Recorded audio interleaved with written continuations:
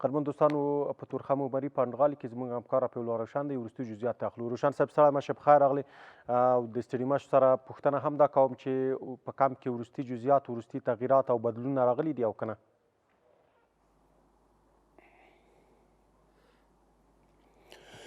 کمال صاحب سلامونه درنښت او ښې چارې تاسې ته درنو همکارانو ته او قدرمنو لیدونکو ته امید لرم چې روغ جوړ او خوښ به یاستئ او سپیشلی تا ته روغ صحت غواړم چې ناروغ یې خدای دې وکړي چې صحتمند شوی به اوسیږي. ډېره مننه روشن صاحب، خوشحاله اوس انشاءالله اوس ښه یم. تاسو ته هم د روغتیا هیله کوم. زه هیلهمن یم چې د مسافرۍ شپې ورځې هم هلته په خیر تېرېږي. مسافري خو نه شو ورته ویلی، خو خیره خو بیا هم سړی هغه د سیمې او کور څخه لرې وي، یو څه مسافر یادېدلی شي. څه کیسې دي تورخم کې روشن صاحب؟ نوي بدلونونه څه شته دي او که نه؟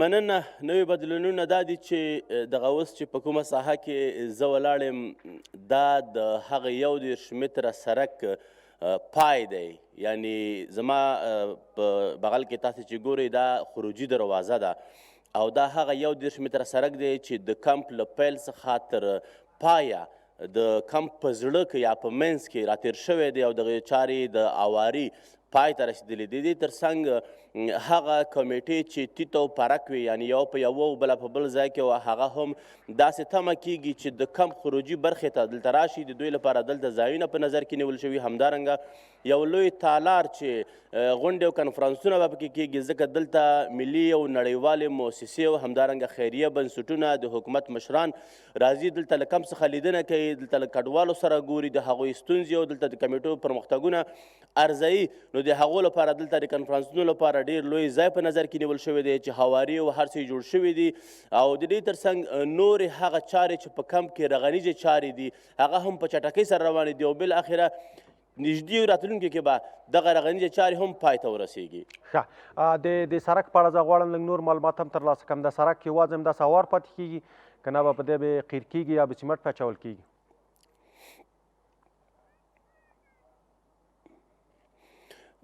داسې انګېرنې شته دي چې دغه سړک به اساسي جوړ شي. دا هغه لوی سړک و چې د کمپ په منځ کې راتېر شو. د دې تر څنګ په دغه کمپ کې 4 نور فرعي سړکونه دي چې د دغه سړک دواړو خواو ته ښي او کیڼ اړخ ته به تېرېږي، په هغو باندې هم کارونه روان دي. خو له هغې مخکې د کمپ د منځ هواري ده چې هغه هم ډېری پای ته رسېدلې ده. له دې وروسته به بیا په سړکونو فکر کېږي، هغه هم لوی سړکونه دي، یعنی دغه کمپونه به سره وویشي. له دې وروسته به دغه کمپ واقعا د یو واقعي کمپ بڼه غوره کړي، ځکه لکه څنګه چې موږ له لومړۍ ورځې یا له هغه وخته نه چې د کابل ښاروالۍ لخوا نه د دغه کمپ نقشه چمتو شوه، داسې وویل شول چې دغه کمپ به په بلاکونو وویشل شي. نو کله چې دغه چارې پای ته ورسېږي په خپله به دغه کمپ یو واقعي د کمپ بڼه غوره کړي، ځکه هواري جوړه شوې ده. هغه سیم چې تاوېده یا جال چې تاوېده د هغې چارې هم پای ته رسېدلې. یوازې په دې وروستیو برخه کې چې دلته ځینې ملاحظې دي، ځینې نظریات دي چې څه ډول باید وشي، ځکه دلته کمیټې هم ټولې دلته راځي، دا چې څه ډول دغه چارې پای ته ورسېږي په دې باندې همدا اوس هره ورځ د کمیټو له خوا نه او د کمیسیون له خوا نه خبرې کیږي. نو انشاءالله چې دغه د سړک چارې، د کمپ د هواري چارې او همدارنګه هغه فرعي سړکونه چې دي د دې چارې هم د فرعي سړکونو چارې شروع کیږي او دغه نورې چارې پای ته رسیږي. ډېره مننه کوم. د کډوالو ګڼه ګوڼه څنګه ده؟ د پخوا په شان شته نشته؟ او په ټوله کې که داسې پوښتنه وکړم چې د دې لیږد څنګه دی؟ د لیږد پروسه انشاءالله اوس به نورماله روانه وي، ولایتونو ته به په نورماله توګه خپلو سیمو ته به ځي؟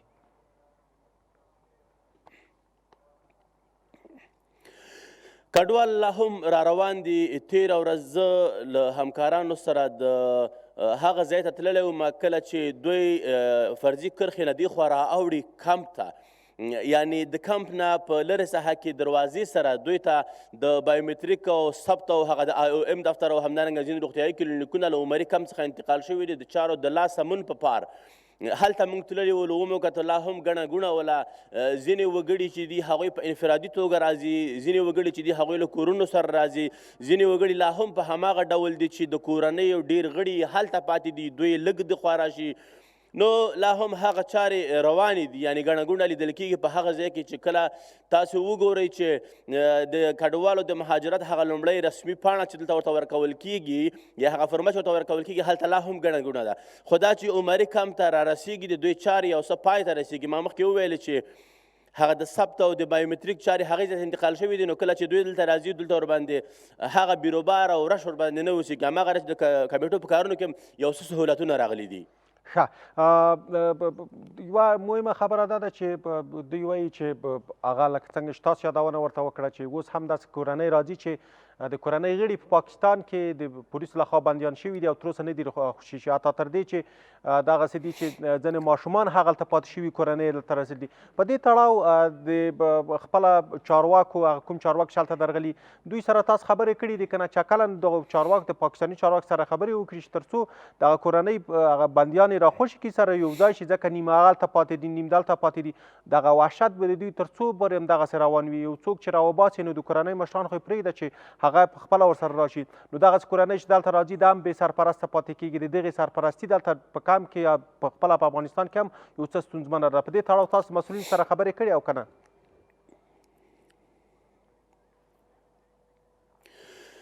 د دواړو هیوادونو د ډیپلوماتیکو اړیکو په پام کې نیولو سره تاسو په جریان کې یاستئ چې همدا اوس هم د افغانستان اسلامي امارت یو پلاوی پاکستان ته تللی دی. تر څو پورې د افغان کډوالو همدارنګه د دواړو هیوادونو هغه کومې ستونزې یا کومې اړیکې چې دي په هغو باندې غور سره وشي، هغه کومې مشکلات چې د دواړو هیوادونو ترمنځ حل کېدونکي دي هغه حل شي. ځکه دا جزئي خبرې دي، دومره لویې خبرې نه دي چې هغه د نړیوالو ته منځ ته وغورځول شي. خو د دې ترڅنګ بیا هم د کډوالو د نړیوال سازمان مشران او همدارنګه د یوناما مشران دلته په کمپ کې له مسؤلینو سره دا ژمنې کړي دي چې دوی به پاکستان ته یوازې په همدې پار سفرونه کوي تر څو پورې د افغان کډوالو دغه څپه په دې یخ کې ودرول شي، یعنې دغه دې ته ادامه ورنه کول شي نوره. بیا هم افغان کډوال راځي. تاسو د ماشومانو او د کورنیو یادونه وکړله چې ځینې کورنۍ لا هم هلته پاتې کېږي، د ځینو ماشومان دلته دي، د ځینو ماشومان هلته پاتې شوي دي. په دې برخه کې هم چارې روانې دي. همدغه پلاوي چې یو بل سره خبرې کوي، اجنډاوې به یې معلومې واوسېږي. نو افغان کډوال چې دي د دوی ستونزې اوس تر هر څه لومړی دي. د دې ترڅنګ اوس هم ډیر افغان کډوال دلته د کار او ټولنیزو چارو وزارت په هغه دوستانه محلونو کې دي چې کورنۍ یې نشته دي، دوی راوښتي دي له نورو کورنیو سره، یا دلته تورخم پولې دې خواته راوښتي دي چې دلته دوی ځان سره ساتي. دوی ته هره ورځ دوی عامه پوهاوي په برخه کې کار کوي، درسونه ورته وایي. د دې ترڅنګ هغه کورنۍ چې دلته له دوی سره ځان ثبتوي، یعنې د کار او ټولنیزو چارو وزارت یوه کمیټه چې کارموندنه ده په همدې برخه کې دوی ته کار کوي، که هغه ښځینه دي که نارینه دي، په شرایطو برابر یا واجد شرایط خلک چې دي هغوی لپاره د کار په برخه کې زمینه برابرېږي چې 23,000 کسان یوازې په عمري کمپ کې دوی ثبت کړي دي. همدارنګه په نورو کمپونو کې چې ټول تعداد له 10,000 څخه اوړي، په دې برخه کې کار روان دی.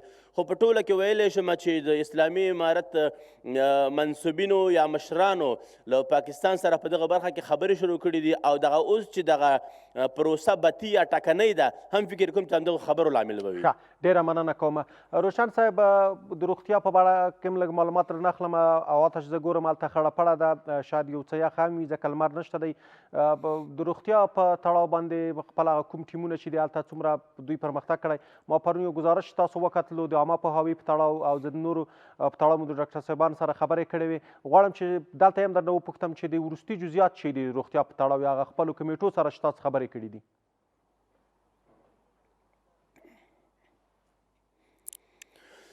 د خدماتو لپاره او همدارنګه په روغتیایي برخه کې موږ هره ورځ دلته له کمیټو سره او مسؤلو اشخاصو سره په خبرو کې یو، ځکه کله چې موږ تاسې ته او درنو هیوادوالو ته معلومات چمتو کوو نو اړ یو له دوی سره خبرې وکړو، له دوی سره له نږدې وګورو، د دوی کارونه له نږدې څخه وارزوو یا یې وڅېړو. د همدې لپاره هم پرون موږ لاړلو هغه کلینیکونه چې فرضي کرښې ته څیرمه جوړ شوي دي، چې هغه 8 کلینیکونه هلته نږدې جوړ شوي دي. د دې ترڅنګ 6 کلینیکونه هم دا اوس په کمپ کې وجود لري. چارې یې ډېرې ښې روانې دي، حتی په فرضي کرښې سره نږدې خو بیخي داسې فکر کېږي چې دلته له 100 کالو وړاندې کلینیکونه جوړ شوي دي. یعنی ښه مجهز دي، وسایل لري، د ناروغانو لپاره د ګرمولو په خاطر وسایل لري، همدارنګه نور هغه د عاجلو مرستو لپاره کوم وسایل چې دي دا دوی په دسترس کې لري، امبولانسونه لري، مسؤل اشخاص لري. د روغتیا په برخه کې له کډوالو سره ډیره مرسته کیږي، همدارنګه دوی ته ځینې روغتیایي کیټونه په نظر کې نیول شوي دي چې کورنیو ته ورکول کیږي. هغه ناروغۍ چې د یخ له امله راځي یا رامنځته کیږي د هغو په خاطر دوی تیارې بستۍ لري چې دغه ناروغانو ته یې ورکوي. هغه کورنۍ چې راځي هلته غواړي چې خپل معاینات وکړي یا دوی یې وګوري چې کومو برخه کې اړتیا لري هغوی ته کیټونه ورکوي. د دې ترڅنګ هماغلته نږدې تقریبا پرون ما وکتل له 10 څخه زیات ښځینه او نارینه د واکسین کارمندان ول چې هغوی ګوري کله چې ماشومان راځي هغوی هلته واکسین کوي. یعنې په روغتیایي برخه کې دلته هیڅ ډول ستونزه نشته ده او مکمل تدابیر د عامې روغتیا وزارت لخوا نه او هغه نړیوالې مؤسسې چې په روغتیایي برخه کې له دوی سره همکاري کوي په عمري کم کې چمتو دي. ښه، ډېره مننه کوم. وروستۍ پوښتنه به د خیریه بنسټونو سره وکړم چې د دوی هغه منډې تړلې اوس هم د پخوا په شان دي او که نه، نو بیا به وروسته انشاءالله به ستاسو پیغام اورو. مهرباني روشن صاحب.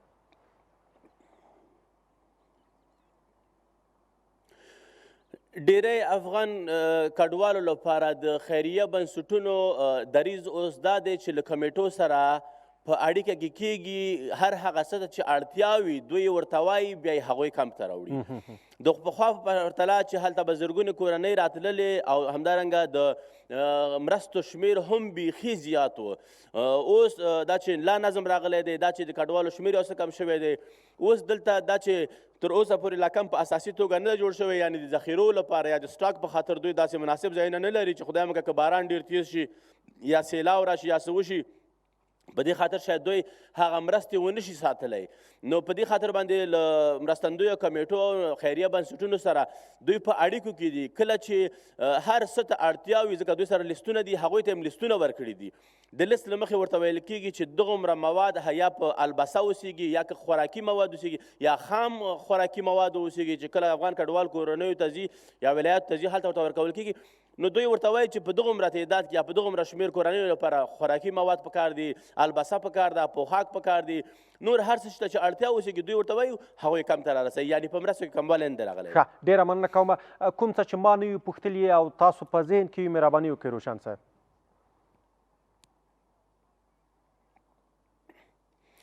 مننه کمال صاحب، خوشحاله اوسئ. بس همدغه سول په نورو خپرونو کې مونږ تاسې ته او درنو هیوادوالو ته تازه جزئیات پیدا کوو، ځکه مونږ د افغانستان ملي ټلویزیون چې د کمپ له لومړۍ ورځې تر اوسه پورې دلته په کمپ کې پاتې کېږي او دغه ټیم دا خپلې دندې ته او همدارنګه خپلو هیوادوالو ته ژمن دی او د هغو 12 کاري کمیټو تر څنګ د افغانستان ملي ټلویزیون د یوې کمیټې په توګه دلته ځان ثابت کړی دی او کمیټې والا یا هغه د اسلامي امارت هغه مسؤلین چې دلته په کم کې پاتې کېږي یا له مرکز څخه راځي هم له موږ نه خوشحاله دي او دوی د خدای خوشحاله کړي، ځکه چې زموږ کارونه دوی ښه ارزوي. نو موږ د خپلو هیوادوالو په خدمت کې او په دې برخه کې هېڅ نه ستړیا منو، نه یخ او ګرمي منو او د دوی په خدمت کې به 40 ساعته یو. ډېره مننه کوم ښاغلی رفیع الله روشن چې زموږ سره وروستي جزئیات شریک کړل او تاسو ته په چارو کې لا ډېره بریا غواړو.